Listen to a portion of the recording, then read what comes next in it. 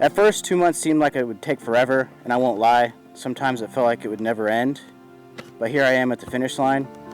I made it, and you guys will too, so don't give up. I want to start off by thanking some people. I'll start out with the detox crew. Megan, Sophie, Malone, Morgan, and Dylan. You guys made my first and hardest week possible, so thanks. Jeffrey, Greg, Jaden, Danielle, and Jeremy. You guys are awesome facilitators and really helped me navigate through all the bookwork. I also want to thank all the staff as a whole. You guys had to put up with me and the smartass that I am, which is no easy feat. I can't forget the HSO ladies, Alyssa, Yoli, and Brenda, for always handling our medical needs, and the kitchen staff for keeping us all well fed.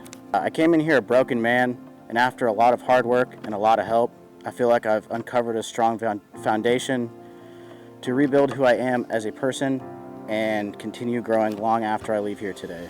Tools and lessons I've learned here will last a long time, but the memories will last forever.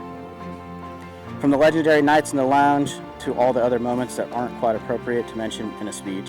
Thank you, John, Dominic, Keegan, Corbin, Nick, Dakota, Eli, and Matthew for keeping me sane from day one. All in all, I feel that Elevate has given me more than I can just summarize in a short talk. So on that note, thank you all again, and wish me luck.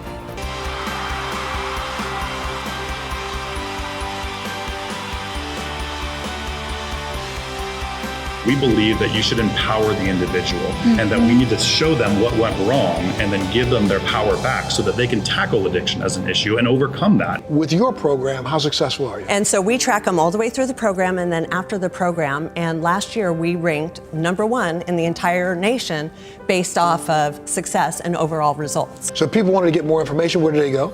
ElevateRehab.org.